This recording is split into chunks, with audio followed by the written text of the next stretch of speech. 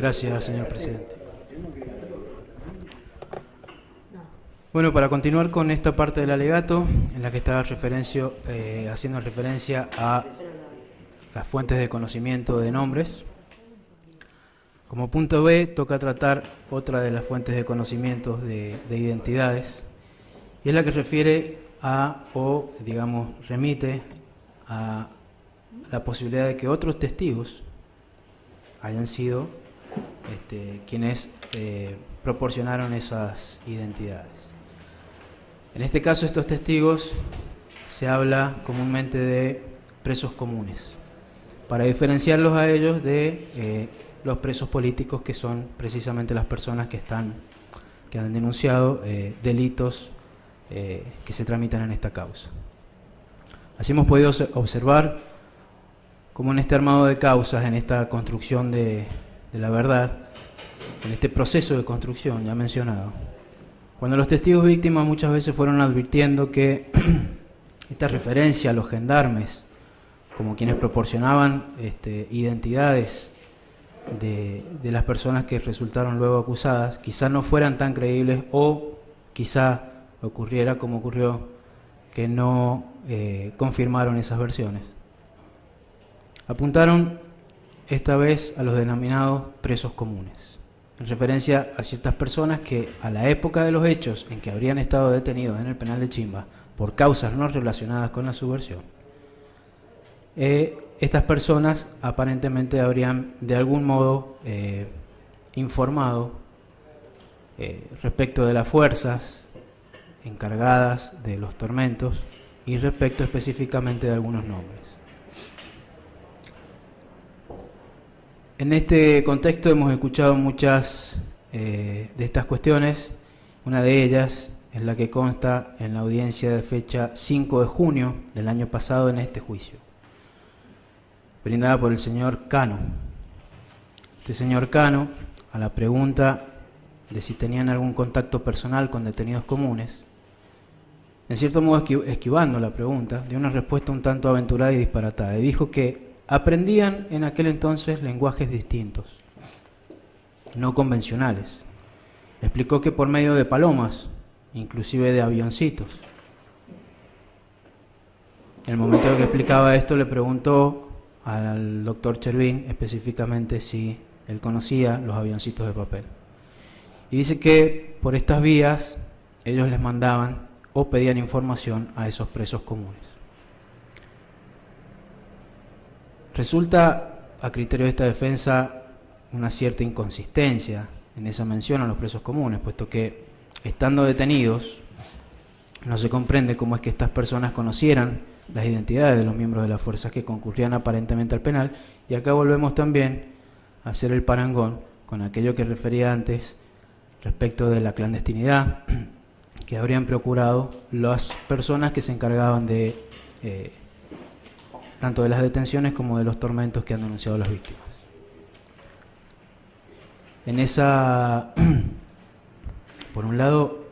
digamos, esa aparente inconsistencia, pero por el otro lado también la ocurrencia de esas palomas mensajeras, de esos código Morse inclusive, también dijo el testigo, y la construcción de avioncitos de papel mensajeros. Esto nos lleva a pensar, en cierto modo, de una manera fabulesca, que resulta de ver situaciones propias de las películas, que tienen por objeto, por ejemplo, una fuga de un centro de detención, como puede ser Alcatraz u otra película similar, pero que de cierto tienen muy poco, como el hecho de que en cualquier película vemos como para abrir una puerta le disparan una cerradura, situación que llevada a la práctica como resultado más bien genera la inutilización de esa cerradura, más no su apertura. En los mismos términos de lo que vengo exponiendo se expresó el testigo víctima Oscar Acosta en el juicio pasado, en la oportunidad de declarar y ante preguntas de este mismo defensor. En aquella oportunidad se le formularon preguntas por Lazo, que ya lo he referido, que resultó condenado por esa causa, que es quien ha fallecido hace poco sin haber podido acceder a demostrar su inocencia, o que se comprobara al menos su culpabilidad con una sentencia firme.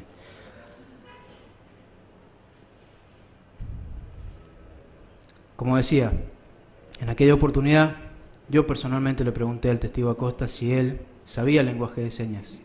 a lo que él mismo me respondió que sí, que lo había aprendido en la cárcel. Ante esta particular situación, esta defensa le solicitó si podía indicar cómo se decía un nombre, específicamente el nombre de Lazo en lenguaje de señas. Bueno, la cuestión es que toda esta situación culminó en una negativa por parte del testigo y todo quedó ahí. Que he de reconocer que si bien no tengo conocimiento de la existencia del lenguaje de ese lenguaje de señas, no tengo conocimiento específicamente del lenguaje de señas, con lo cual quizás si el testigo me hubiese hecho una mueca o algo con sus manos, podría haberme dejado, como se dice vulgarmente, sentado y no continuar con el interrogatorio. Pero bueno, como observamos, esta fuente de información resulta difícil de comprobar. Y aunque se insista en la posibilidad de su existencia, no hay pruebas que puedan valorarse, sino que quedan nada más que en el relato de los que acuden a ellas. Ello porque, como expuse anteriormente, a esta pregunta tan simple y puntual, reparemos que no le pedí que me diera un abecedario completo en lenguaje de señas, sino simplemente un apellido, Lazo, compuesto por 4 palabras.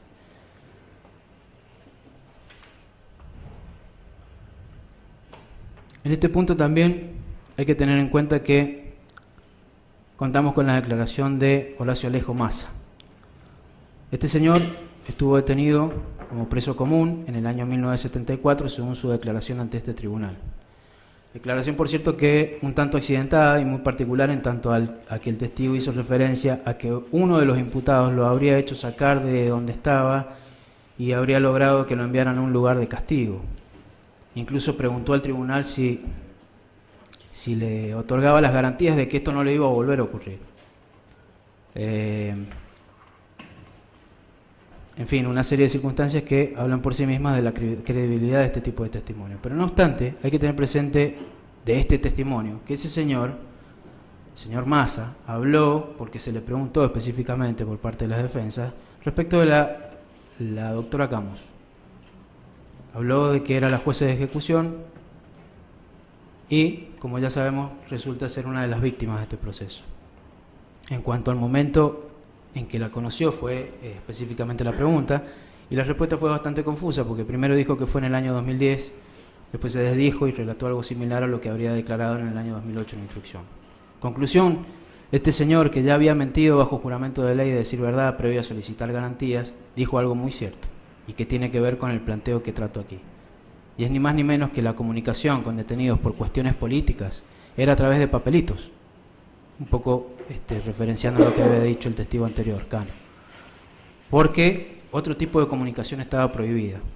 Pero la pregunta de qué tipo de comunicación o qué se decían claramente, dijo, no, solo nos pedían cosas, hierba, esas cosas, que él sabía lo que era estar detenido y privado de casi todo. Entonces él y otros presos, por solidaridad, cuando les pedían, les pasaban eso por una ventanita. Eso nada más. Palabras textuales de Horacio Alejo Massa.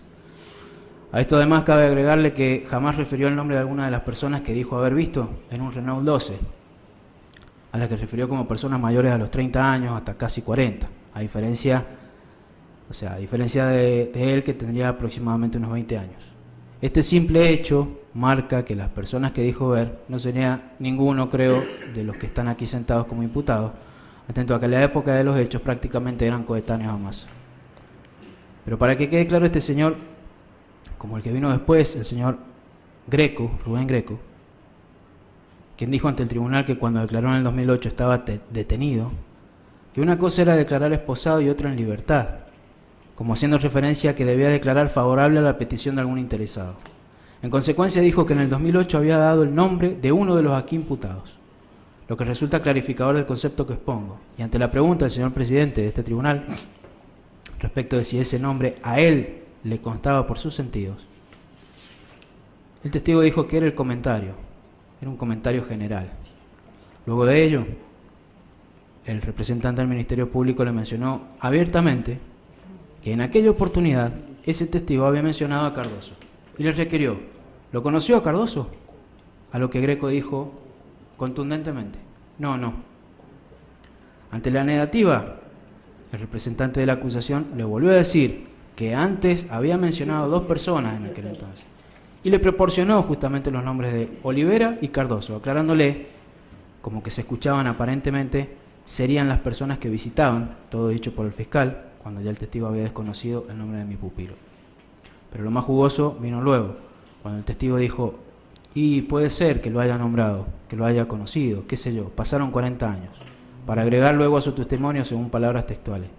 ¿Sabe lo que pasa? Esa declaración fue en el año 2008 o 2010. Yo gozaba de prelibertad, según sus términos. Salía todos los días. Y me llaman y me meten en un calabozo esposado por 6 horas, ahí en el juzgado federal. Y una cosa es declarar en esa situación y otra estar declarando ahora, acá, cuando uno está en libertad, ¿no? Adviértase que quien había concedido las salidas transitorias o prelibertad, o como él lo mencionó, fue la señora jueza de ejecución, la doctora Margarita Camus,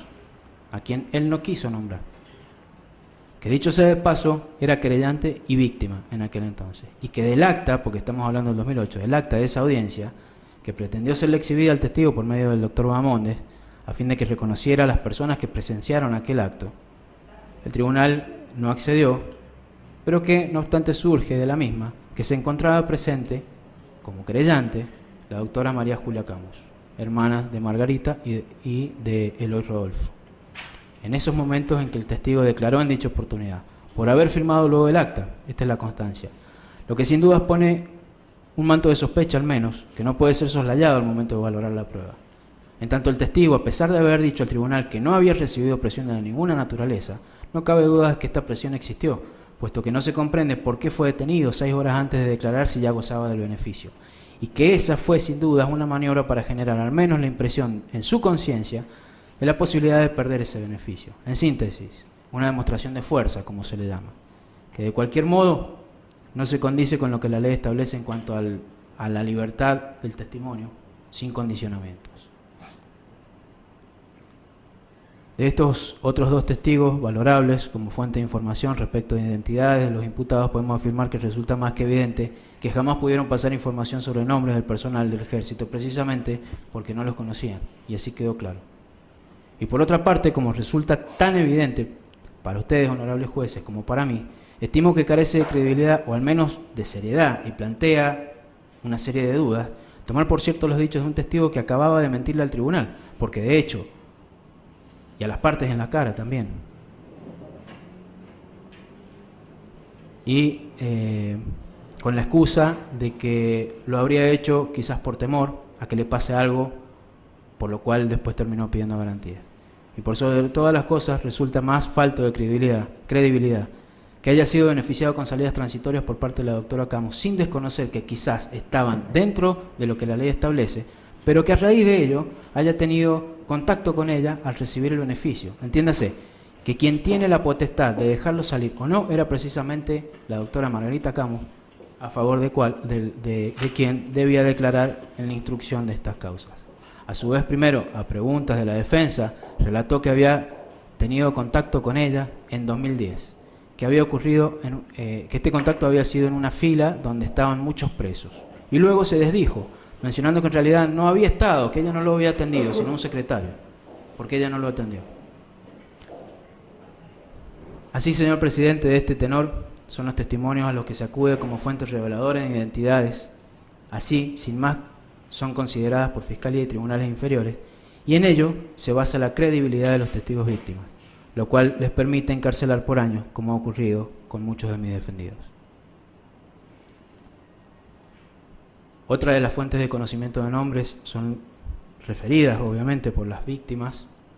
son los soldados o los ex-conscriptos. En este caso tenemos, entre otras declaraciones, las declaraciones que a criterio de esta defensa han sido de importantísima trascendencia al momento de seleccionar a los eventuales imputados. Con estas declaraciones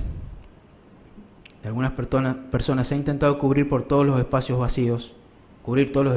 dejados al descubierto en las tesis planteadas por los otros testigos, ya fueran víctimas, familiares de víctimas, de contexto. La lógica funcionó de este modo. Primero que nada, un testigo víctima se presenta a declarar. Cuenta el momento de su detención, los distintos lugares donde cree haber estado detenido, habla específicamente sobre la capucha, del vendaje o el tabicado, momentos previos a la ocurrencia de los padecimientos. También da cuenta de los apremios que habría sufrido, la cantidad que estima de oportunidades en que habrían ocurrido. Todo lo cual, insisto nuevamente, no se discute, no se pone en tela de juicio. De hecho, la ocurrencia de los hechos, tal y como los relatan los testigos, en muchísimos casos, por su coincidencia, dan cuenta que ellos, con mayores o menores detalles, han ocurrido. Pero en síntesis, no se duda de ello, como digo. Al menos esta defensa reconoce su existencia. Consecuentemente con ello, el problema radica en la identificación de los posibles delincuentes, de quienes los provocaron, de los modos en que se ha dirigido la imputación de manera genérica sobre un grupo, sin lograrse distinguir las diferentes etapas del proceso de detención. Lo que se cuestiona es el modo en que a ciertas personas se las ha tenido por presentes en un plan criminal, concurriendo aparentemente en forma concreta a realizar un aporte al mismo, siendo que debió al menos probarse ese aporte, y ese elemento subjetivo que debería estar presente en ese aporte. Lo mismo ha ocurrido respecto de los lugares en la cadena de mandos, que determinó que a muchos de los imputados se los extrajera mentalmente de sus puestos naturales, otorgándoles un poder de decisión que no tenían, y que incluso no ha sido probado válidamente, todo a fin de hacer recaer sobre ellos la máxima responsabilidad de la cual carecían. En ese camino es que se necesitó reforzar el conocimiento de las identidades de los seleccionados de la nómina,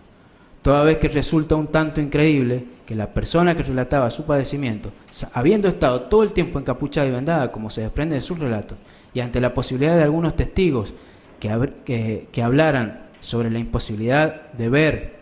ante la posibilidad de algunos testigos que hablaran sobre la imposibilidad de ver los rostros de sus captores y torturadores, refirieran tan frescamente los nombres. Por ello es que, abundando en las fuentes, a efectos de otorgar credibilidad, es que se acudió a los soldados, a ex conscriptos, y de ellos, que vuestra excelencia habrán podido establecer la veracidad relatada y la credibilidad de sus relatos, me detendré específicamente en algunos, por resultar de importancia, dado que sus declaraciones han sido cuanto menos sospechosas, por no decir enteramente falsas. Así tenemos ejemplos claros, como son el testigo Tristán Alfredo Valenzuela, a quien ya me he referido. En el caso de este testigo, ha declarado en una cantidad importante de oportunidades, y este testigo es también quien acompañó esa comitiva que fue en viaje a Francia con una de las víctimas, con el señor Moroy, a fin de atestiguar en la causa sobre la desaparición en aquel país de Marianne Erice por ser justamente ciudadana francesa. Este testigo, y lo cito muy puntual, en muchas de sus declaraciones ha aportado nombres, porque supuestamente como conscripto habría permanecido con cierta libertad para manejarse dentro del servicio militar obligatorio. Este testigo ha relatado cuestiones, por ejemplo, que tienen que ver con uno de los casos que se tratan acá, que es el testigo Bonil, que aparentemente Bonil habría aportado nombres de las personas que formarían inteligencia. Este testigo, en determinadas ocasiones, como ustedes podrán observar en las distintas actas del juicio pasado que obran agregadas, por momentos ofrece un abanico de nombres de estos torturadores, de estos milicos, como algunas veces se les ha llamado, de estos de inteligencia, y los ubica en determinados lugares, tanto en el RIN como en el penal. A su vez, en declaraciones posteriores, desconoce en algunos momentos lo que habría dicho en las declaraciones que les precedieron. Pero lo importante de esto es que, al menos en dos oportunidades, al referirse a uno de mis pupilos, el señor Cardoso, siempre la referencia del mismo fue en función de la relación paterna de Cardoso. Siempre la referencia del mismo fue, la referencia de Cardoso fue específicamente de que era el hijo del general Cesario Cardoso, quien resultó finalmente asesinado por una miembro del grupo Montoneros, conforme una declaración de la propia agrupación de aquella época. No obstante esto, practicó en cierto modo también una identificación, una descripción física de Cardoso que en nada se condice con mi asistido, pero a su vez, en varias oportunidades, como ya lo he referido, y esto lo quiero remarcar, inclusive acá en la audiencia, me volvió a decir lo mismo a preguntas de esta defensa. Dijo siempre que lo identificaba a Cardoso porque trabajaba en finanzas, que en esa parte, en esa oficina de finanzas, se les pagaba el peculio a los soldados, que se les pagaba una vez por mes, no recuerdo la cantidad, pero habló de algo de 3 billetes colorados, según sus expresiones. Y de esta simple mención, como ustedes podrán acreditar, ni siquiera existe otro testimonio que lo ubique a Cardoso en finanzas, y ni siquiera se puede predicar esta misma situación de su legajo personal, que obra también agregado como prueba.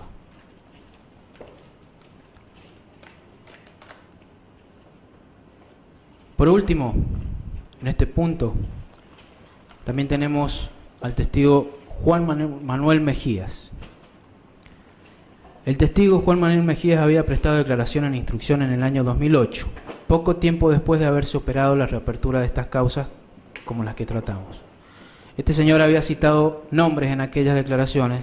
del pasado, y en la audiencia del 4 de septiembre del 2018 por ante este tribunal, luego de habérselo interrogado sobre una declaración de aquella época, es decir, de hace 10 años atrás, del año 2008, a la par de haber extraído casi a la fuerza su testimonio, dijo que habían personas detenidas en los calabozos de la entrada del RIM, que las sacaban y que volvían no muy bien. Dijo que las órdenes en ese lugar las recibía de los superiores, sargentos, oficiales. Y a la pregunta concreta de esta defensa, por haber nombrado el testigo justamente en esa declaración al señor del Torquio, al inicio de su testimonio, como una de las personas que estaban en la compañía donde él fue conscripto, específicamente sobre si del Torquio le había dado órdenes al respecto de esas personas detenidas, claramente dijo nunca. No, nunca, fueron sus palabras. Antes de eso, por presidencia del tribunal se le preguntó sobre Cardoso, indudablemente persuadido por la declaración en instrucción, donde el nombre Cardoso era citado por muchas personas, como lo hizo Valenzuela, citando a su vez la característica, como ya dije, de que era el hijo del general Cesario Cardoso, lo cual cerraba un círculo perfecto, porque a raíz del homicidio de su padre a manos de una terrorista perteneciente a Montoneros, eso les daba la posibilidad de acudir a él, sosteniendo que ese hecho lo habría vuelto más violento, como de hecho han declarado algunos. Pues bien, en la declaración ante este tribunal, a la pregunta sobre el apellido Cardoso, el testigo dijo sin ningún tipo de dudas: no lo conozco. También en dicha audiencia el testigo fue interrogado respecto del reconocimiento judicial en los calabozos del RIM, lo que desconoció. No obstante, se exhibió que estaba su firma, que sí reconoció, pero no pudo explicar por qué estaba su firma. Pero ante una pregunta del tribunal sobre si había concurrido nuevamente al RIM con posterioridad, dijo con total certeza que no fue nunca más, lo cual refuerza a su vez lo concerniente al armado de estas causas, donde vemos que se practicaron reconocimientos fotográficos sin ningún tipo de garantías, o se hizo firmar actas testimoniales a testigos que no saben leer y escribir y a quienes no se les leyó lo que supuestamente habían declarado. Todo lo cual a su vez reafirma lo expuesto en indagatoria por ante este tribunal por parte del señor Olivera, cuando se mencionó el caso de que un funcionario judicial detenido juntamente con él y con mis pupilos, que en aquel entonces se encontraban alojados en el pabellón 14 del servicio penitenciario de la provincia. Olivera dijo que este funcionario, exfuncionario judicial del Fuero Federal, concretamente del Juzgado Federal número 2 de la Secretaría Penal número 4 de San Juan, en donde se tramitaron, en la 4 y la 5 se tramitaron estas causas, contó concretamente que esta persona les relató a todos los detenidos por lesa humanidad cómo se armaban esas causas entre los querellantes con la venia de aquel juzgado, llegando a decir que prácticamente los querellantes tenían una oficina dentro del juzgado, cómo se coaccionaba a los testigos, solicitándose en consecuencia la citación de ese funcionario a efecto de reconocer o no tal situación, algo que no ocurrió, privándonos a las defensas, pero particularmente a los imputados, de la posibilidad de conocer al respecto, toda vez que se trataba de que se los acusaba con desprolijidades como las mencionadas anteriormente, y de este modo podría haberse tomado o no el dato como prueba de cargo o descargo. Y si por último decidiera aún dar credibilidad a los testimonios de ex soldados en cuanto al aporte de identidades de las personas que cometieron los delitos que se investigaron, tengo necesariamente que hacer referencia a la prueba documental, dado que algunos de estos testigos que habían sido ofrecidos por Fiscalía no han declarado en este debate, ya fuera porque no fueron ubicados o porque se desistió de ellos. Así, en el expediente número 4604 y acumulados que obran como prueba documental agregada, declaran los ex soldados Pedro Estorniolo, a fojas 7.323 vueltas, Carlos Pantano, 7.222, Leónidas Montaño, 7.255, Héctor Pantano, 7.285, Mamerto Apolinario Agüero, 7.220, Luis Rubén Davilli, 1.506, de quien aclaro, esta defensa solicitó que fuera citado y entiendo que no pudo ser ubicado porque aparentemente estaría fallecido.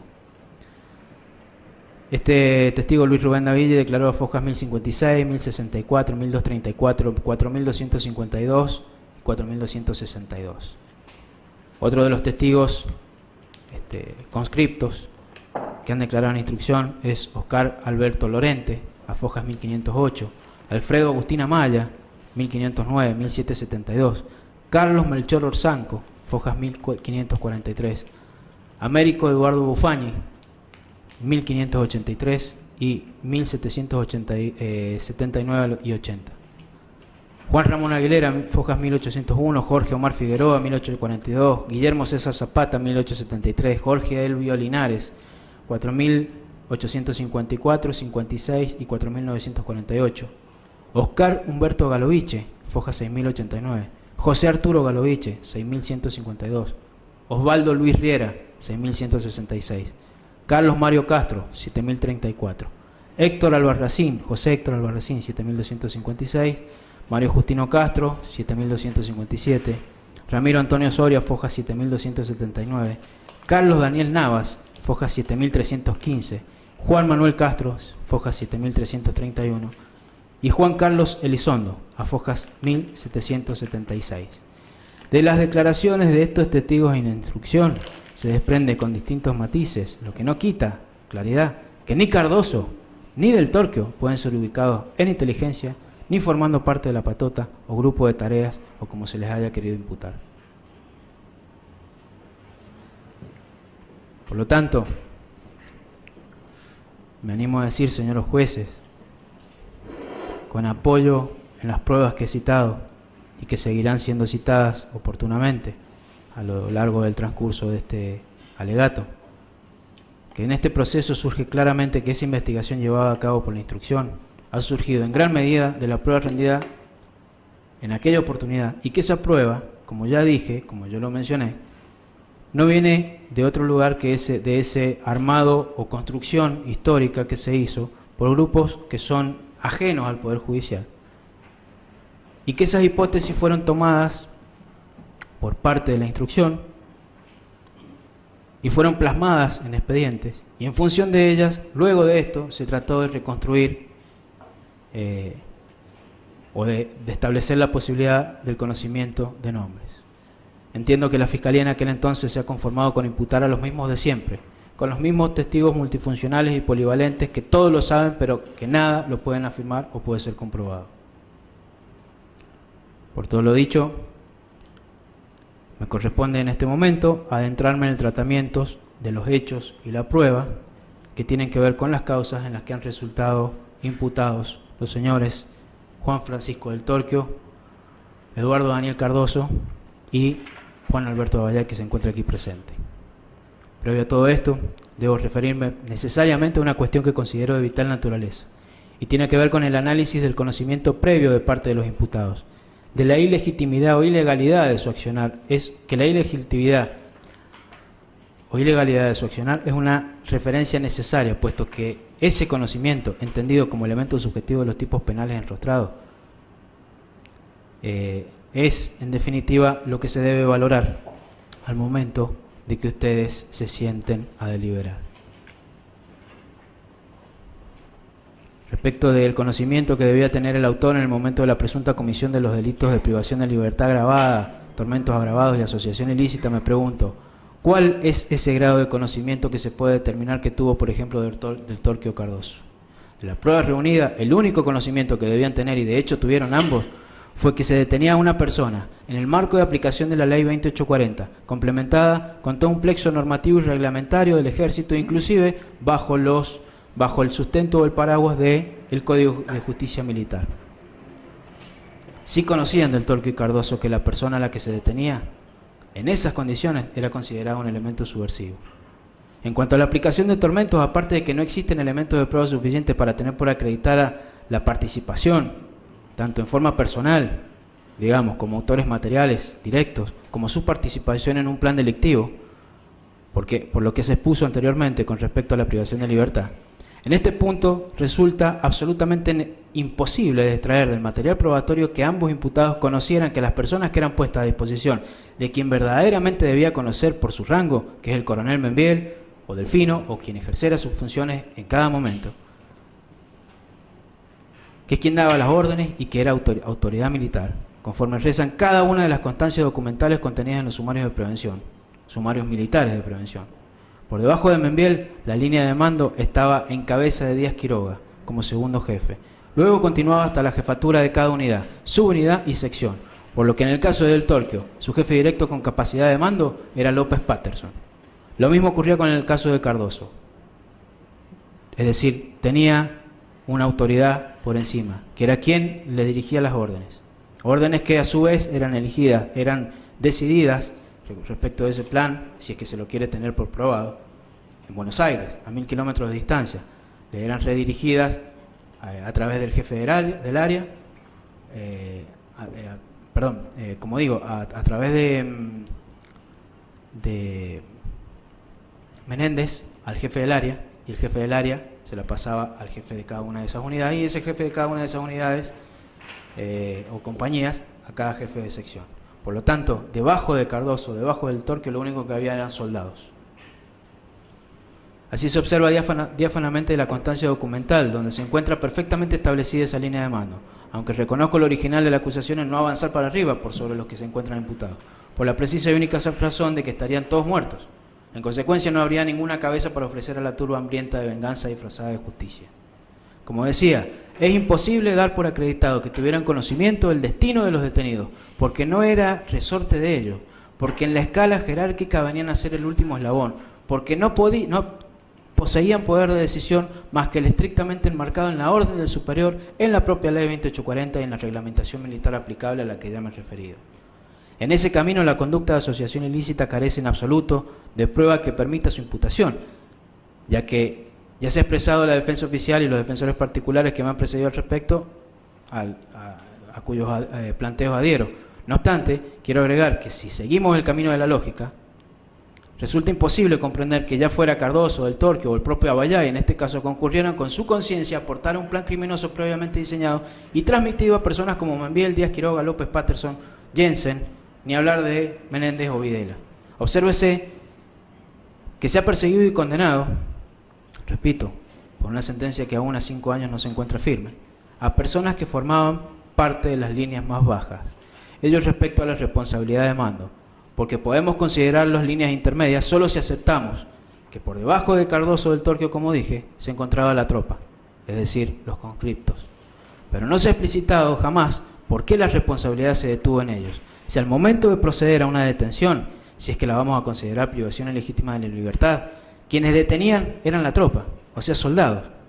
Porque si no, no se entiende cómo es que se presentaba un oficial en un domicilio, anunciaba que iban a detener a una persona, al mismo tiempo le tomaba las muñecas para esposarlo o atarlo, les ponía una venda, una capucha, revisaba las dependencias del domicilio en cuestión, elaboraba las actas de detención, lo subía a la movilidad de traslado, lo bajaba en el lugar en que permanecería detenido, lo sometía a interrogatorios bajo tormento, escribía a máquina la declaración obtenida, lo iniciaba un sumario de prevención militar, lo firmaba y finalmente lo ponía a disposición de la autoridad. Como sabemos y resulta lógico, todas estas conductas que forman parte de los verbos contenidos en las figuras típicas seleccionadas eran llevadas a cabo por muchas personas. Los testigos así también lo han referido. Entonces, el interrogante planteado anteriormente, que no ha tenido respuesta jamás, esto es, ¿por qué se detiene la responsabilidad en cabeza de los tenientes o subtenientes que iban a cargo de un operativo legal? ¿Y por qué no se toca a la tropa? La respuesta puede ser sencilla, en razón de que se entiende que un soldado no podía desconocer la orden de un superior. O sea, un civil que solo ejercía o cumplía con el servicio militar obligatorio, no podía desobedecer la orden superior, y en eso estamos de acuerdo. Pero a esto me pregunto, entonces una persona formada en la escuela militar sí, a ellos sí se le exigía que podían desconocer la orden superior. Una persona militar, quien desde su ingreso se le inculcó la obediencia a las autoridades, la obediencia a la norma, sobre quien pesaba inclusive la posibilidad de una sanción gravísima, como era inclusive la pena de muerte, que estaba establecida en el Código de Justicia Militar y que de hecho estuvo vigente en Argentina hasta su derogación. O incluso apenas como su degradación, expulsión. Personas que habían hecho de su profesión una carrera, defendiendo los valores inculcados incluso hasta entregar su vida, porque cuando fueron a Tucumán dudo que hayan ido en plan de camping. ¿A esa persona sí se le exige que no haya desobedecido una orden de un superior? Supongamos entonces que sí se le puede exigir esa desobediencia, pero tampoco se ha explicado por qué debería desobedecer. Si la orden emanada de la autoridad militar, del jefe del RIM, se encontraba dentro de las previsiones de las leyes vigentes y aplicables al caso de la llamada lucha antisubversiva, en un contexto social de ebullición, donde los atentados y homicidios de personas dependientes de las Fuerzas Armadas y de seguridad eran moneda corriente, ante lo cual cabe preguntarse otra vez,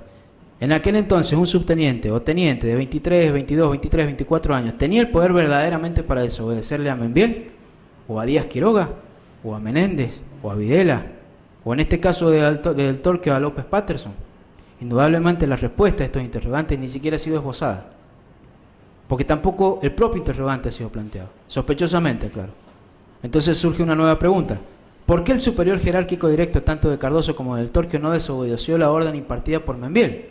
la que seguramente le fue dirigida a su vez por otro superior? Pero según el esquema establecido para proceder a la imputación, Membiel sí tendría oportunidad de desobedecer una orden del superior atento a su posibilidad de conocimiento.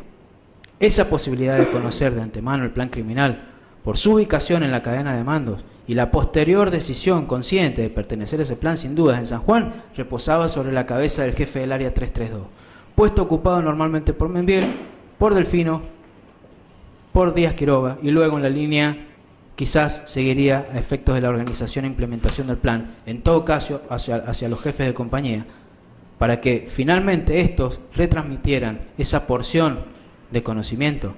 que era la orden del jefe, a cada uno de los jefes de sección, quienes de hecho llevarían a cabo el operativo juntamente con la tropa. Así es que hemos comprobado que, por ejemplo, del Torquio y Cardoso aparecen al frente de un operativo, incluso firmando un acta de allanamiento y detención, y que los soldados dieron cuenta de ello. Recordemos el caso Aníbal, por nombrar uno de ellos, donde consta la declaración del señor Noriega, que ha sido citada parcialmente con el solo fin de considerarlo prueba cargosa, ocultando lo dicho por el testigo en instrucción, que ya ha sido mencionado respecto al arsenal y a la posibilidad de que hubiese ocurrido en el caso Aníbal un desastre, según sus palabras, porque refirió que al ingreso los dos hombres que fueron detenidos en aquella propiedad se dirigieron hacia una mesa en donde habían granadas. Pero volvamos a lo que interesa en este punto. Decía que si seguíamos esa línea, la posibilidad de conocimiento de la orden impartida, no se entiende por qué en un operativo a cargo del cual iría del Torquio, uniformado, y luego del cual estamparía su firma, que es otro tema importantísimo a tener en cuenta, no vemos, por ejemplo, que fuera en su caso López Patterson. La respuesta es sencilla. Pasa que si la acusación acepta, como se debería hacer, se caería la causa. No habría lobos feroces que mostrar a la tribuna de ávidos defensores de derechos humanos.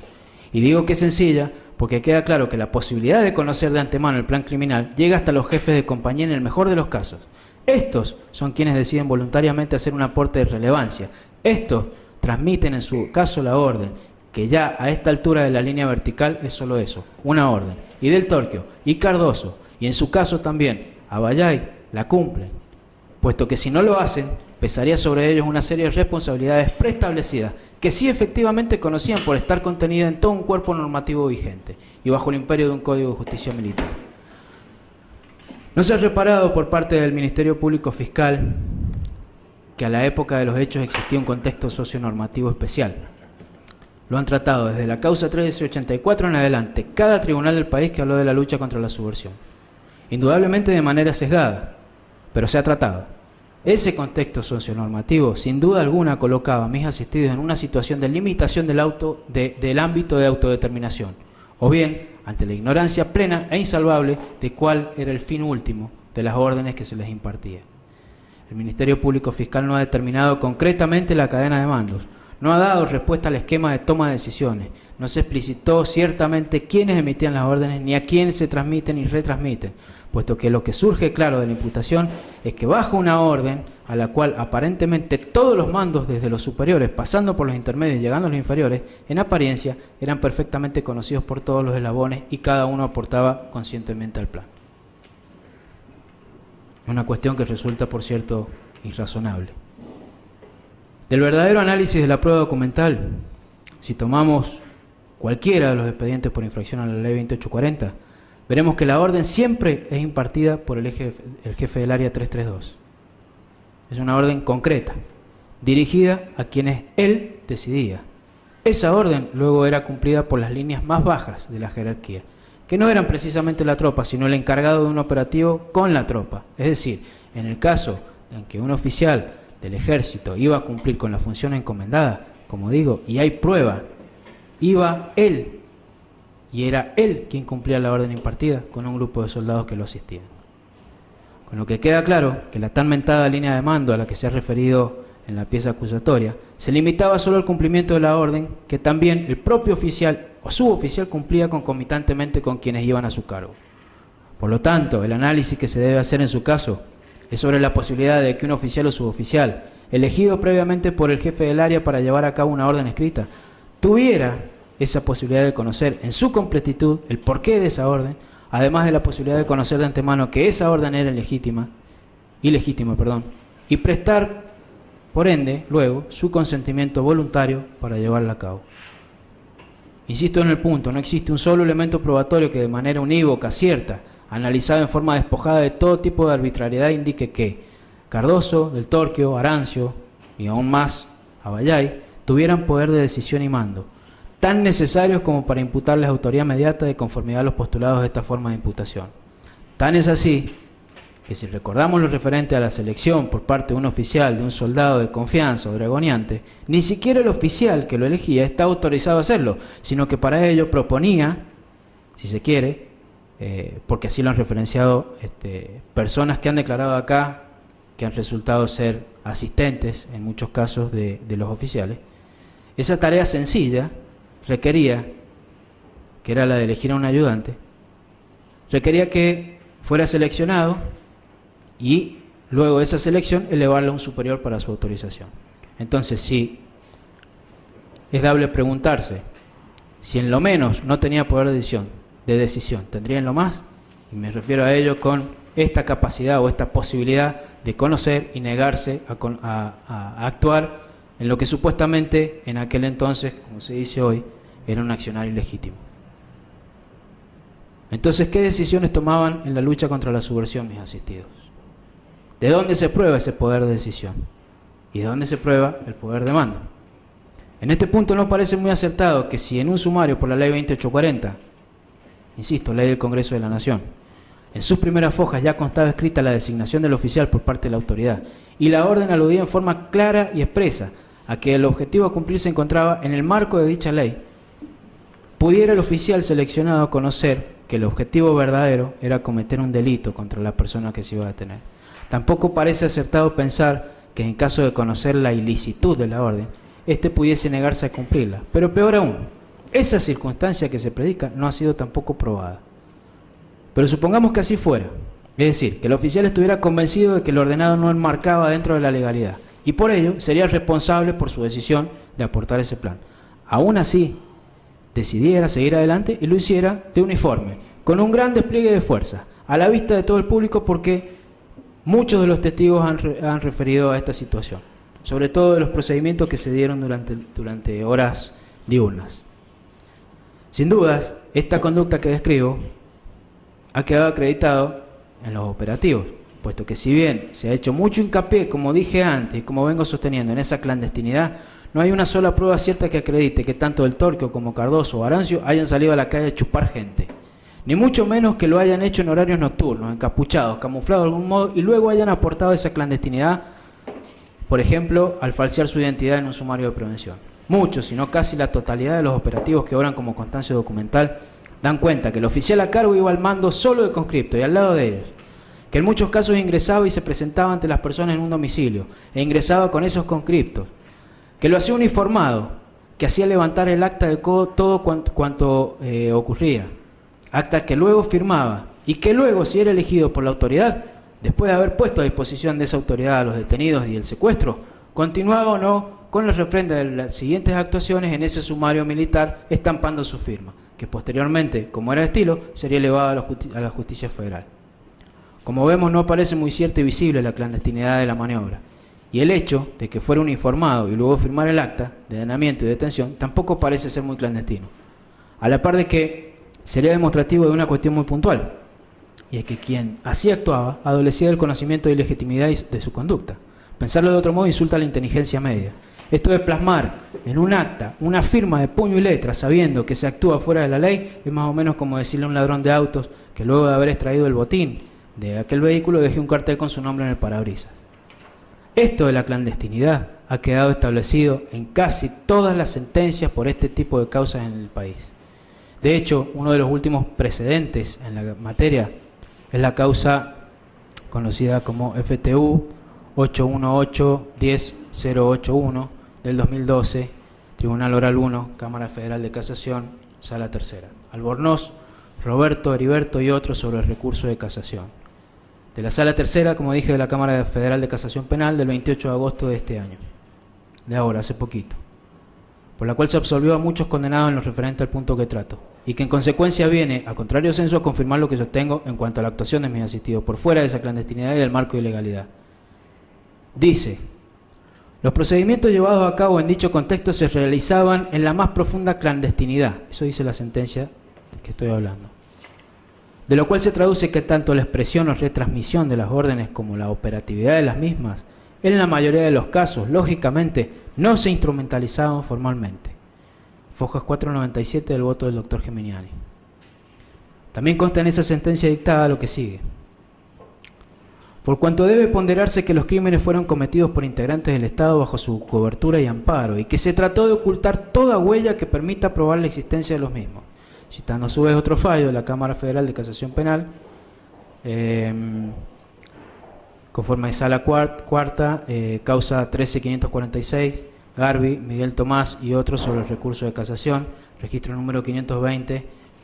del 22 del 4 del 2013 y causa 14235, Miara Samuel y otros sobre el recurso de casación, registro 2215 del 28,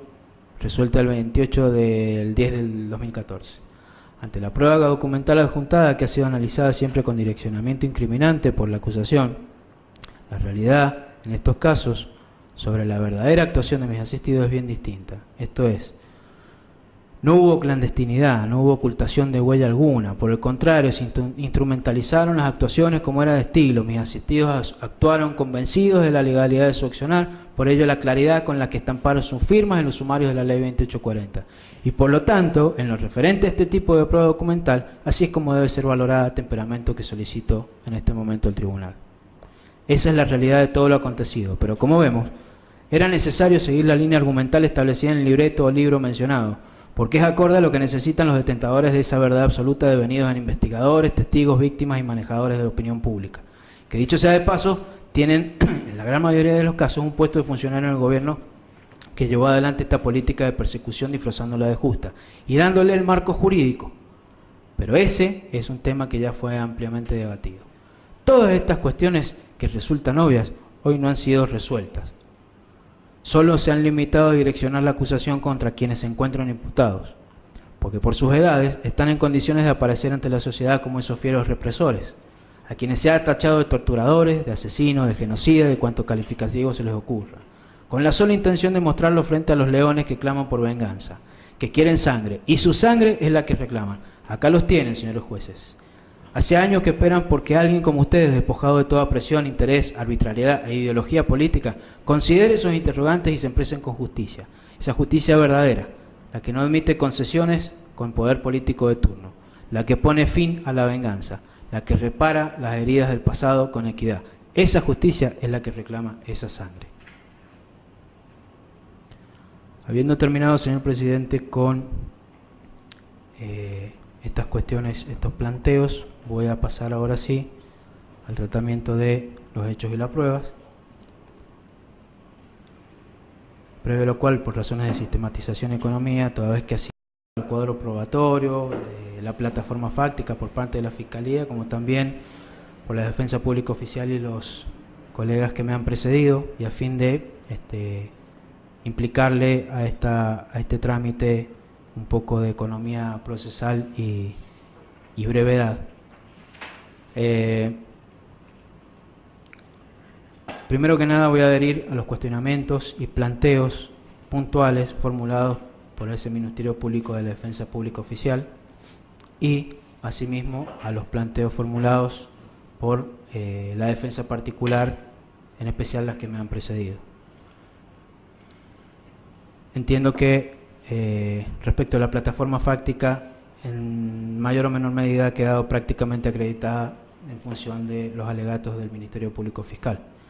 Pero solo voy a referirme en determinadas causas a cuestiones particulares atinentes específicamente en lo que concierne a mis asistidos cuando sea necesario. Por lo dicho, procedo a tratar en primer término la conocida causa Nívoli. Para ello, en razón del extenso tratamiento que se le ha conferido por parte de los colegas de defensa particular desempeñada por el doctor Rolando Lozano y de parte del señor defensor oficial, en razón de que comparto en un todo lo referente al verdadero contexto histórico por medio del que a través de las probanzas agregadas hemos podido conocer, y toda vez que, como bien ha sido correctamente explicitado por estos colegas que me han precedido en esa tarea, habré de adherir en un todo a la afirmación formulada de que los hechos de la causa Nívoli, precisamente por haber ocurrido, haberse perfeccionado durante el año 1975, en modo alguno pueden definirse como delitos de lesa humanidad.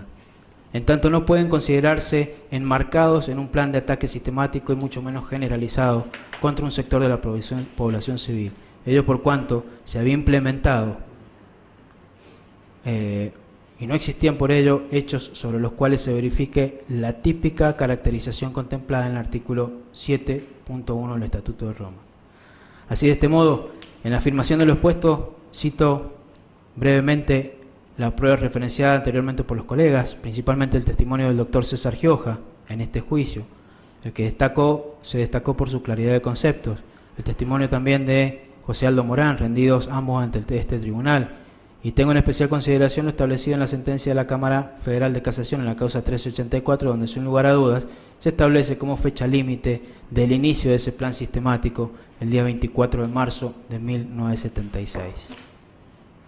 Por otra parte, en apoyo a esta tesitura, haré mención de un fallo de casación del año 2016, donde si bien con otros argumentos se dispuso a anular una condena impuesta por un tribunal oral en un caso ocurrido en el año 1974, en el entendimiento de que la actuación de las fuerzas había sido la necesaria respuesta a un ataque armado por parte de la subversión. Esa respuesta que repelió el ataque es la que había dado lugar al proceso en el que resultaron las condenas luego anuladas. Como dije, si bien no se dispuso la anulación por los argumentos que aquí se exponen, no obstante es ilustrativo del contexto histórico-político en el que se deben ser contemplados los acontecimientos históricos que conforman la plataforma fáctica, en particular aquí en San Juan, de esta causa llamada Nívoli. En fecha 9 de junio del 2016, por voto mayoritario de los doctores Riggi y Catucci, se anuló la sentencia del Tribunal Oral Federal de Catamarca que había condenado como autores de crímenes de lesa humanidad a Carlos del Valle Carrizo Salvadores, Mario Nakagama y Jorge Ezequiel Acosta.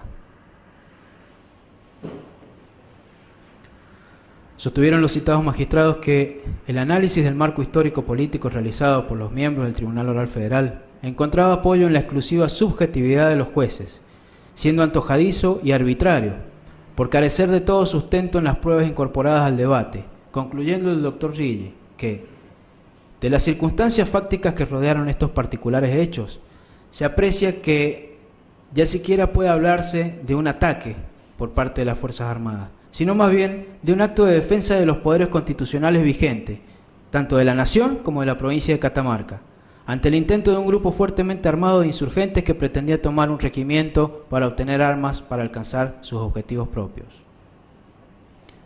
Se trata de un fallo de una importancia trascendente por cuanto refiere a que el ataque realizado por el Ejército Revolucionario del Pueblo El 10 de agosto de 1974, el Regimiento 17 de Monte de Catamarca, el mismo día en que ese grupo terrorista atacó la fábrica militar de Villa María, como parte de una acción conjunta destinada a demostrar su poder de fuego y que podía derrotar al ejército argentino. Así las cosas, y a fin de concluir con el planteo que hago en este punto, debo aclarar que si bien ninguno de mis asistidos ha resultado acusado por los 4 primeros hechos de esta causa, me refiero específicamente a los que tuvieron por víctimas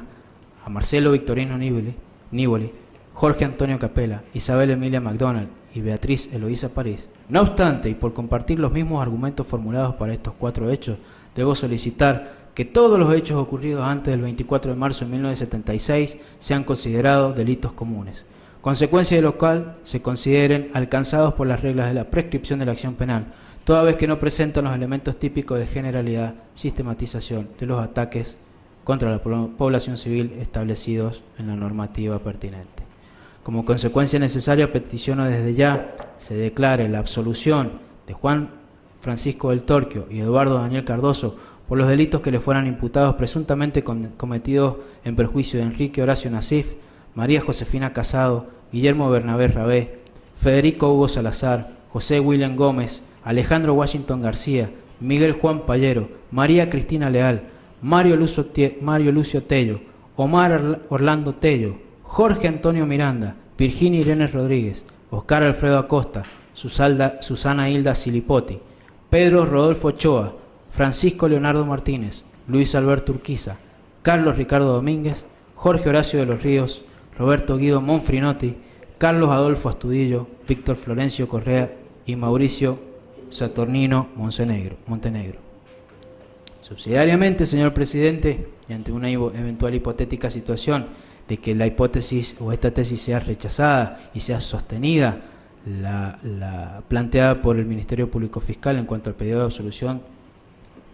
de mis asistidos por aplicación de las reglas de la prescripción de la acción penal, en razón de los fundamentos expuestos precedentemente, procederé a alegar sobre los hechos y la prueba contenidos en la presente causa,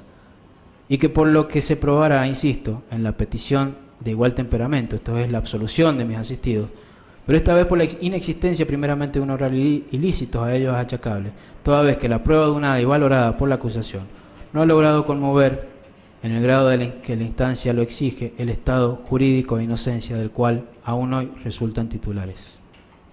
En consecuencia, comienzo con el análisis de los casos de Enrique Horacio Nasif, María Josefina Casado Nasif y Guillermo Bernardo Rabe. Comienza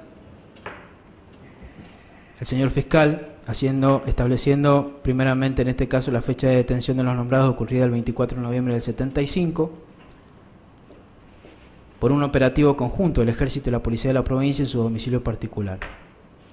Se dijo que de allí fueron trasladados atados, vendados y encapuchados hacia una dependencia de la Policía Federal, donde les tomaron los datos, y luego fueron conducidos al RIM 22.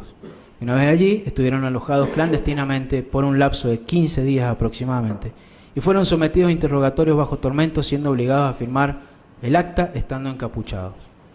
También se dijo que luego de ello fueron llevados Nasif y Rabe al Instituto Penal de Chimbas, permaneciendo allí hasta diciembre del 76, fecha en la que fueron trasladados junto a otros detenidos a la Unidad 9 de La Plata. Luego pasaron por otras unidades carcelarias hasta el año 81, donde recupera Nasif su libertad, y hasta el año 83, fecha en que lo hace Bernardo Rabe. Por su parte, Josefina Casado, del RIM,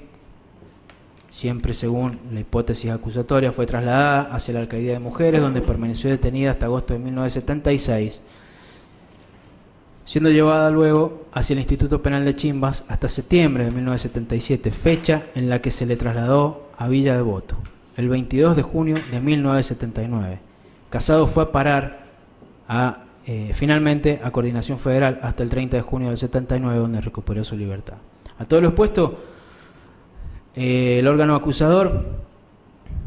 agrega que estas 3 personas fueron detenidas a consecuencia de su militancia política dentro de la organización Montoneros. Dicha implicancia fue sin lugar a dudas el móvil usado para que con posterioridad fueran privados de su libertad por considerar los elementos peligrosos para la comunidad, deduciendo sin otro tipo de pruebas que así lo acredite, más que lo que surge del testimonio de los mismos que fueron interrogados bajo tormento a los fines de extraer la información por su conducción de perseguidos políticos. Para ello se cita documentación como la que obra en el archivo del D2 de la Policía de San Juan. Se expresa sobre esas constancias, entre las cuales se encuentran los antecedentes policiales de María Josefina Casado, en los que constan referidos a actividades subversivas. Además de ello, también fue solicitado que fueron solicitadas a instancia del jefe del área 332. También que de dicha documental se extrae que interviene también el jefe del área y que en dicha causa fue puesta a disposición del Poder Ejecutivo Nacional. Destaco en este punto, a modo de breve análisis, primero que nada, la constancia de antecedentes policiales referida. Entiendo que no hace más que demostrar que la detención fue en el marco de un proceso cuyos límites se encontraban previamente establecidos por una ley nacional, ordenada por el juez. La petición de estos antecedentes fue dispuesta por el jefe del área 332 en el marco de la ley 2840, lo que en suma viene a constituirse en una diligencia normal y habitual, tal lo que ocurre actualmente en cualquier sumario de prevención, donde la autoridad administrativa, que sería cualquiera de las policías, solicita como primer medida la pertinente planilla prontuarial a efectos de que una vez concluido el sumario, el mismo sea remitido juntamente con el detenido a la autoridad judicial. De otra parte, se extrae también, como ocurre en la mayoría de estos procedimientos, que obran como prueba documental en expedientes surgidos con motivo de la averiguación de actividades consideradas normativamente como subversivas, que las diligencias practicadas, como en este caso, la ejecución de la orden de dirigirse al domicilio a efectos de proceder al allanamiento, fue llevada a cabo en este puntual ejemplo por uno de mis asistidos, el señor Cardoso. En otros casos, fueron otras las personas que procedieron de igual manera, de todo lo cual el Ministerio Público Fiscal ha podido corroborar. Lo que implica necesariamente una confirmación de lo que venimos obteniendo desde el inicio de la instrucción, que no es otra cosa más que esos procedimientos eran ordenados por la autoridad, siempre por un superior. Dentro de un marco normativo vigente, insisto, la ejecución de las diligencias procedimentales estaban a cargo de un oficial o suboficial previamente seleccionado por esa autoridad. Se efectivizaba la diligencia, se asentaba en un acta de allanamiento, todo lo actuado se ponía a disposición de la autoridad o de quien esa autoridad designase a los detenidos con los efectos del secuestro, y desde ahí el derrotero del detenido dependía pura y exclusivamente de esa autoridad a cuya disposición quedaban. Esto a su vez marca dos cuestiones trascendentales, que son, primero, el destino del detenido no dependía del oficial o suboficial que efectivizaba la orden, sino que su misión estaba enmarcada en el solo hecho puntual de llevar a cabo la medida. Así podemos ver que por lo general la firma de quien iba a cargo del operativo ordenado se estampaba en las primeras actuaciones, pudiendo luego coincidir o no con otras firmas en actuaciones administrativas dentro del mismo sumario. Por lo general no. De modo tal que en algunos casos la firma del acta de allanamiento de la persona previamente designada por el jefe del área y luego de ello, durante la tramitación en dependencia militar del sumario, no aparece más esa firma, sino que se encuentran firmas de otras personas designadas para continuar en ese sumario. O también casos en que una misma persona era designada para llevar a cabo la medida ordenada y luego aparecía refrendando los distintos actos procesales hasta la culminación del sumario y elevación a la justicia federal.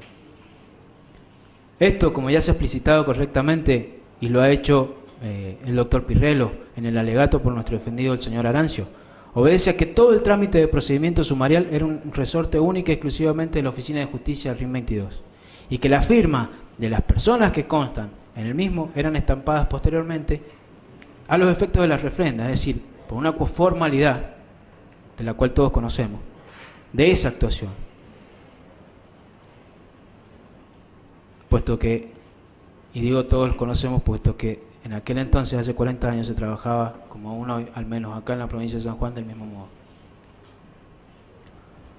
Segundo, que del cotejo de ese documento con el resto de la prueba, el operativo se llevó a cabo por una persona uniformada, primero que nada, no de civil, en cumplimiento de aquella orden emanada de la superioridad, lo que marca su accionar dentro de la legalidad, como ya dije, y completamente ajeno a ese concepto de clandestinidad al que se acude constantemente. En tanto, la orden dispuesta y el resto de su intervención al poner a los detenidos a disposición del superior no autorizan a extender el ámbito de actuación de Cardoso más allá de lo que las constancias dicen. El mismo temperamento aplica para Del Torquio, en razón de que no existe constancia de su actuación en esta causa particularmente. En consecuencia, la extensión que se hace de responsabilidad por parte del Ministerio Público no resulta fundada en antecedente probatorio alguno y radica en la única, exclusiva e infundada razón de pretender ubicar a ambos imputados en el conocido y ya mencionado grupo de tareas o patota. En oportunidad de rendir declaración indagatoria en instrucción, Cardoso hizo referencia a un hecho puntual, que obviamente ha sido soslayado por la acusación. Esto es, que la señora Nasif conocía personalmente a Cardoso, en tanto eran vecinos de la Ciudad Autónoma de Buenos Aires, en aquel momento Ciudad de Buenos Aires. La nombrada tenía su domicilio en la calle Ciudad de la Paz 3201, en tanto Cardoso vivía inmediatamente al lado, en términos vulgares pared por medio, en la misma calle, Ciudad de la Paz, pero en el número 3203. Al ser consultada por esta situación en la audiencia por parte de esta defensa sobre si tenía familiares que vivieran en ese domicilio, la señora Casado dijo que ella vivía en esa vivienda, que era de una tía y fue el primer domicilio cuando se vino de Azul a estudiar a la ciudad de Buenos Aires. Ese era su domicilio en el primer piso. Lo que plantea, en este caso puntual o de marca, al menos una duda razonable en razón de que antes de venir a la provincia de San Juan, la testigo y mi asistido eran vecinos, de lo cual se colige, para usar términos que se han usado en la pieza acusatoria,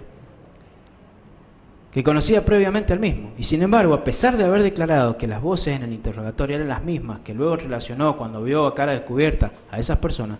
asume esta defensa que si no hizo referencia a esa particular situación, sin duda alguna, mi asistido no tiene nada que ver con las afirmaciones a ese respecto. Lo que a su vez reafirma que la única actuación de Cardoso en lo concerniente a la detención de estas tres personas, a la par de ser una detención dispuesta bajo el paraguas de la ley 2840, fue al momento de la detención por disposición del juez federal, o en su caso del coronel Delfino, que ejercía como autoridad máxima en el RIM en ese preciso instante. De la declaración en la audiencia de la nombrada se extrae a primera vista su propensión al falseamiento de la verdad. Así, casi al inicio de su testimonio por ante este tribunal, la señora, en la medida en que relataba el procedimiento por el que fue detenida, dijo, entre otras cosas, que una vez que se abrió la puerta ingresaron a los gritos, preguntando esto, lo otro, ¿dónde estaban las armas? Según cita textual. Agregando también, textualmente, no había nada, lo cual contrasta notablemente con la prueba documental agregada al expediente, específicamente el acta levantada en el acto de allanamiento y particularmente por otra de las pruebas que han sido consideradas por el acusador, como es la declaración del testigo Noriega, quien era un soldado conscripto al momento de los hechos y que refirió, entre otras cosas, que había un arsenal, que habían granadas, que de hecho se le encomendó inutilizar para el disparo un arma larga, un Winchester, que también se secuestró del lugar una pistola 1125, que había sido obtenida en un copamiento en una comisaría del barrio Guasiú. Este testigo que refiero, de cuyo testimonio ya se ha expresado la defensa oficial, dijo frente a vuestras excelencias que podía haber sido un desastre, que cuando ingresaron a la vivienda los dos hombres se dirigieron hacia una mesa donde había granadas. Y también específicamente sobre este arma se refirió otro de los detenidos en aquel entonces que también prestó testimonio ante vuestras excelencias en oportunidad de constituirse en la provincia de Buenos Aires, cuando en fecha 4 de septiembre de 2017 fue interrogado por la defensa oficial, quien también se había constituido en ese lugar, al respecto, y terminó por reconocer que en cuanto a las armas, sí, estaba la pistola que se había tomado una comisaría una semana antes,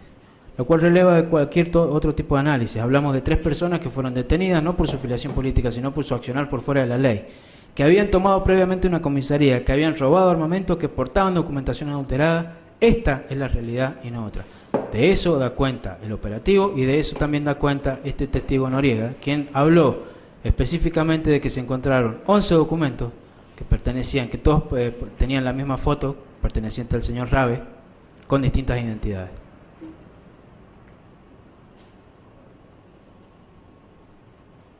Así lo reconoció Rabe en la misma audiencia cuando dijo que fue condenado a 13 años por ese hecho,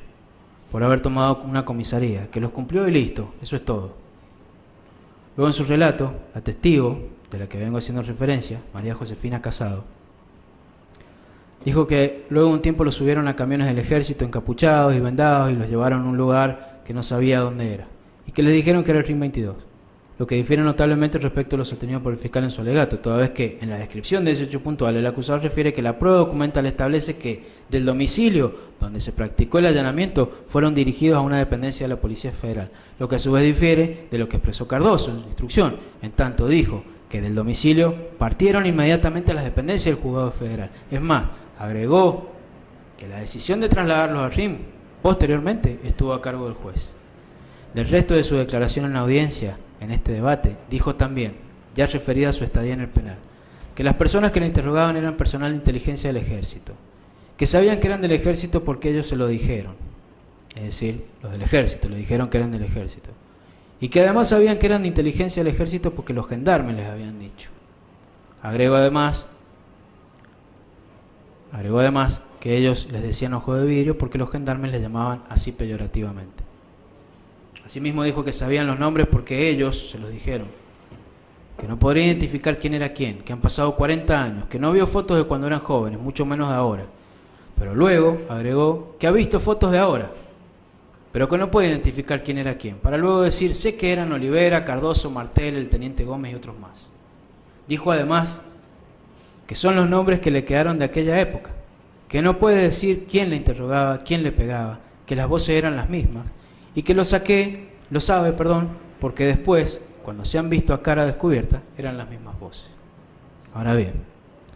luego, en momentos en que respondió a preguntas de la defensa oficial, respecto del modo en que conoció los nombres que mencionó, dijo que sí, que ella nunca los vio, que no vio a nadie, que no vino nadie a presentarse, a decir yo soy el teniente Olivera, citándolo como ejemplo. Agregando además que la única forma que los ubicaba era por los dichos. Y lo reafirmó al ser preguntado nuevamente por el doctor Cherví. Después nuevamente a preguntas de este defensor respecto de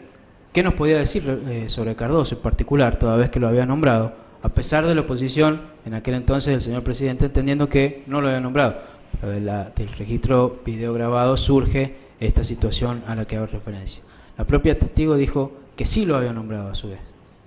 Pero eran los nombres que circulaban, que no me podía decir nada de esa persona, que los nombres iban juntos, que eran como que, ¿quién viene? Viene Cardoso y Olivera. Era algo como que eran Batman y Robin, en términos jocosos. Ante tamaña afirmación solo resta mencionar que escapa toda lógica que las propias personas que las hacían encapuchar, vendar, procurando esa clandestinidad e impunidad de la que ella ha hablado, le dijeran abiertamente quiénes eran o qué fuerzas pertenecían. Y respecto de la otra fuente de información, ya me he referido a la falacia y en lo que toca específicamente a citar a la Gendarmería como fuente y de los demás testigos cuando acuden a este argumento a fin de dar credibilidad a sus dichos. Pero para que quede claro en este punto, nunca, jamás, en todo lo que se lleva actuado hasta el momento, hubo un solo gendarme que corroborara ese falaz argumento. A su vez, sí hay constancias de declaraciones de miembros de falsa fuerza rendidas por ante este tribunal, donde se les pregunta que si sabían, respecto a esta mención que hizo Casado de los ojos de vidrio, respondieron que se les llamaba así al personal de inteligencia de cualquier fuerza. Lo expuesto es de suma importancia los efectos de que vuestras excelencias pueden determinar sobre la credibilidad de la testigo Nasif al momento de la valoración de este testimonio. Por último, quiero destacar una situación particular, que la testigo dijo haber tenido contacto previo a declarar con quien declararía después, es decir, su ex marido, el señor Nasif, pero que no habían hablado del hecho, lo que a todas luces resulta sin lugar a una falacia más. Y otro punto a destacar es que al terminar la audiencia, a pesar de no haber surgido de su testimonio circunstancia merecedora de reconocimiento alguno, en la sala de audiencia, acá, mientras ustedes estaban en Buenos Aires, se escuchó un gran aplauso por parte de la audiencia, en apariencia al sostenimiento de esa mentira que resulta una circunstancia loable para los testigos presenciales de esa audiencia. Luego sostiene el Ministerio Público Fiscal que se tiene por acreditado que Enrique Horacio Nasif, María Josefina Casado y Guillermo Bernardo Rabe fueron detenidos en la provincia de San Juan el día 24 de noviembre del 75, en horas de la madrugada, en el domicilio donde residían, ubicados en Avenida Libertador General San Martín, Alto de Sierra, departamento Santa Lucía, que pertenecía a Enrique Nasif, y su esposa, María Josefina Casado, donde también habitaba Guillermo Rabe. Que el operativo fue realizado por las Fuerzas Conjuntas y Policía Federal a cargo del subteniente Eduardo Daniel Cardoso. Y continúa el resto del relato sin apartarse de lo expuesto por los testigos en la audiencia. También dijo que Casado en ese momento se encontraba embarazada de 3 meses, que seguidamente Nasif, Rabe y Casado fueron vendados, maniatados, encapuchados, mientras que los hombres les propinaban a los hombres les propinaban una brutal golpiza, siendo llevados con mucha violencia por los soldados a cargo del operativo a un camión del ejército.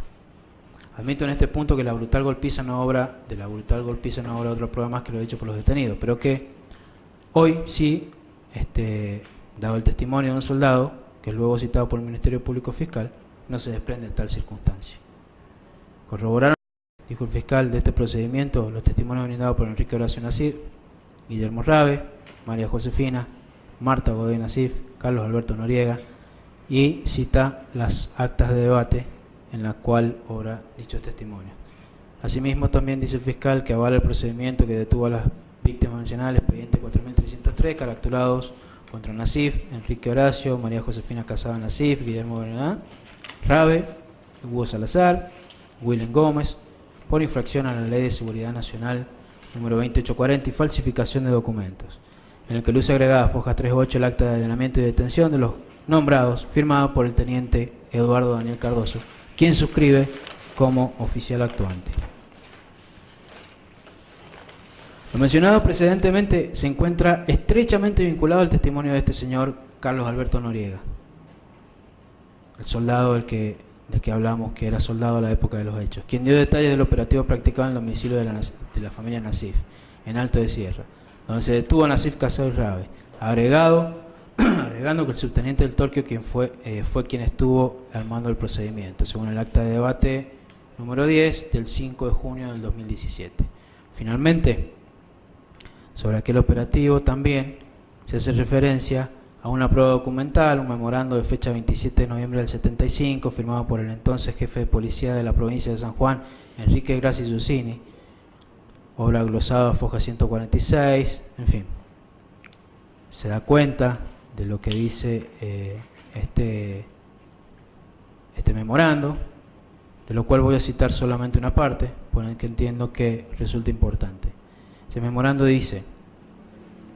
movimiento subversivo, operativo antisubversivo, en cumplimiento de disposiciones emanadas del Poder Ejecutivo Nacional, relacionadas con la lucha antisubversiva, que se lleva a cabo en todo el país, efectivos de la Policía Federal y de la Policía de la Provincia, bajo las directivas del jefe del RIM 22, coronel Héctor Adolfo Delfino, se realizaron una serie de procedimientos destinados a detectar activistas, armas y elementos que usa la subversión. Se habla después de que se procedió al secuestro de una pistola calibre 11.25, una pistola calibre 9 milímetros, que es la que, ya habíamos dicho, había sido robada en el puesto policial del barrio Bubazul y cuyo hecho reconoció el señor Bernardo Rabe en la oportunidad de declarar ante vuestras excelencias. Una escopeta calibre 12 desarmable, un revólver calibre 22, 3 cajas de cartucho calibre 12, 5 cajas de balas calibre 22, 5 granadas de guerra, abundante material de la organización Montoneros consistente en panfletos, literatura, directivas de la conducción nacional, planos indicando domicilio de funcionarios policiales, como así aproximadamente 4.000 volantes de los confeccionados por Montoneros para el personal policial.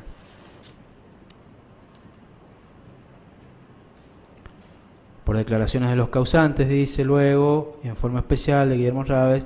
acá se da cuenta de la distinta cantidad de documentos que se encontraron en aquel entonces.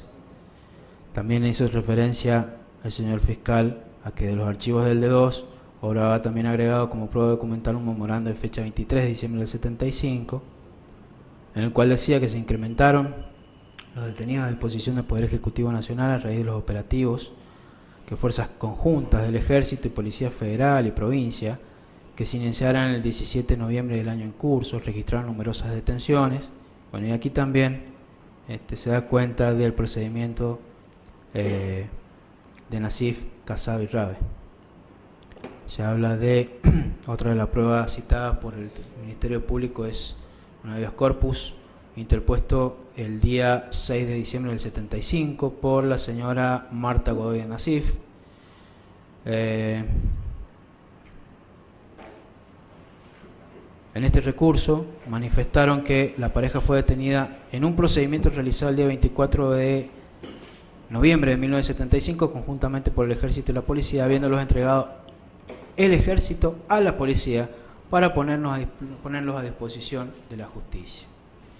De esa constancia hecha por la Fiscalía queda claro que la intención del ejército, asumo que se habrá referido con ello al jefe del área, único con capacidad comprobada de tomar decisiones,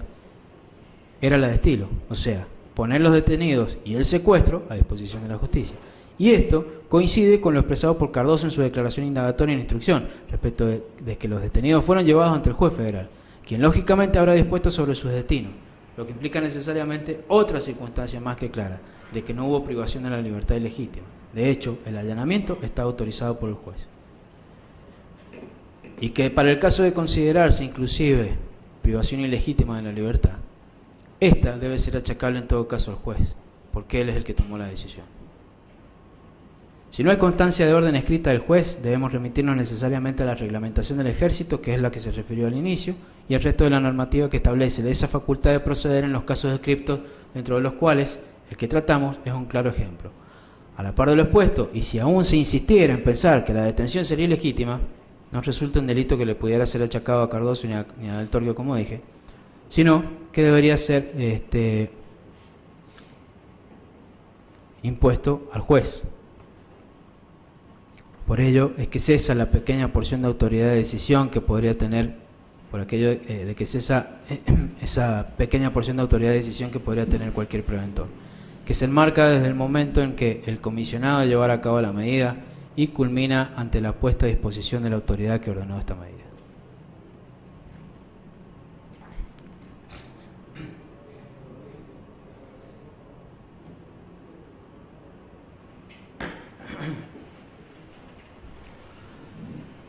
Seguidamente, 3 detenidos fueron trasladados hacia el Regimiento de Infantería de Montaña 22, donde permanecieron 2 semanas aproximadamente, dice el fiscal, a lo que agrego esta mención, habla a las claras de que no existe nunca una certeza, siempre son aproximaciones. Mientras estuvieron detenidos en este cuartel militar, Nasif Casarrabe fueron víctimas de reiteradas oportunidades de interrogatorios bajo toda clase de torturas, golpizas, picana eléctrica. Finalizadas las sesiones hacían firmar una declaración sin poder conocer el contenido de la misma por estar encapuchado. La única prueba de esto expresado es la propia declaración de los testigos víctimas, que como ya hemos observado siguen a rajatabla del manual de las milicias montoneras, en cuanto a que mentir desde el primer contacto con la autoridad judicial prueba de la mentira. Mentir desde el primer contacto con la autoridad judicial y por aquello de que mentir no agrava la pena. Prueba de la mentira se encuentra en el testimonio brindado ante vuestra excelencia cuando dijeron que no se encontraron armas en el domicilio donde fueron detenidos. De hecho, Casado dijo que no había nada. Lo que surge claro si lo cotejamos con el testimonio también brindado en este debate por el testigo Noriega, como ya hice referencia. O sea, mienten estas personas o miente Noriega. No obstante lo cual, no contamos con un pedido formal de remisión de copias del acta de audiencia de Noriega para que sea investigado por la presunta comisión del delito de falso testimonio. Todo lo cual nos hace pensar que si esa constancia formal no existe es porque se le otorga credibilidad a Noriega. El problema es que la credibilidad que se le otorga es sobre una porción del testimonio y no sobre lo que reafirma en esta situación. En el caso puntual de Nasif, el día 29 de noviembre del 75 declaró en la instrucción militar y tal sumario fue agregado con posterioridad en dicho expediente y fue meses después, una vez pasadas las actuaciones militares a la justicia federal, Nasif declaró ante el juez federal en fecha 13 de julio del 76 que fue sometido en el RIM 22 a interrogatorios con torturas donde le fracturaron una costilla. Me refiero en este caso no a Josefina sino al quien era en aquel entonces el esposo, que le aplicaron picana eléctrica mientras se encontraba atado, vendado e encapuchado. En esas condiciones le obligaron a firmar varios papeles conforme a las constancias del expediente 4303. En este punto resulta claro que lo que puse anteriormente, en cuanto a que se reconoce el Ministerio Público Fiscal que las actuaciones eran militares. Es decir, que lo referente al sumario de prevención, la autoridad encargada de llevarlo a cabo era la autoridad militar, era el procedimiento común, y que luego, de culminado, seguramente con un decreto de cierre y elevación, este sumario era remitido a la autoridad judicial, con lo que quedan probadas 2 cuestiones fundamentales. La primera de ellas, que no era Cardoso esa autoridad militar ni Del Torrio, que en ese proceso particularmente no tiene injerencia en por no habérsele encomendado el procedimiento de allanamiento y detención. Y la segunda es que el derrotero de la situación procesal de cada uno de los detenidos es resorte únicamente de la autoridad militar y luego del Poder Judicial, con lo que pretender extender el poder de decisión más allá de lo que la prueba dice, no es más que una ardidosa y arbitraria maniobra a fin de solicitar la condena. En relación a los autores de las torturas, siguió diciendo el Ministerio Público Fiscal, las torturas que padeció en la audiencia, manifestó en la audiencia de debate que no podría identificarlo. No obstante, la voz de Jorge Antonio Olivera la pudo reconocer en los interrogatorios a raíz de un episodio previo a su detención en el cual quedó grabada la voz. Y al respecto, relató Nassif que unos tíos suyos antes de morir habían donado un museo muy conocido a la provincia en la Universidad Católica de Cuyo, y que para hacer el traslado él se le solicitó al ejército que se encargue de aquella gestión, y a raíz de ello hubo una charla previa al traslado, y a ella fue Olivera. De esta oportunidad a Nassif le queda grabada la voz de Olivera, a la que luego pudo reconocer en los interrogatorios bajo tormenta. Este hecho ya fue tratado por la defensa pública oficial, que son quienes defienden al señor Olivera. Pero no obstante,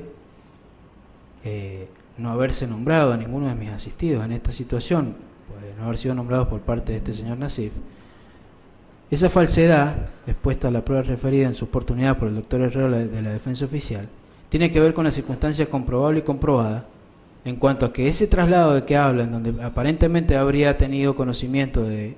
este señor Olivera al predio de la Universidad Católica, ocurrió mucho tiempo después, en un periodo en el que la democracia se encontraba bien avanzada, por lo que, como surge claro, carece absolutamente de credibilidad, al igual que el de su ex esposa.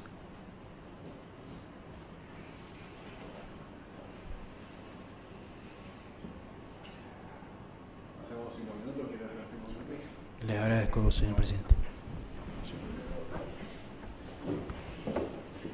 Creo que es un momento para que el ayudante de la Fiscalía acerque al tribunal las hojitas de cumpleaños. Ah, cierto, sí. Y ahí hice 4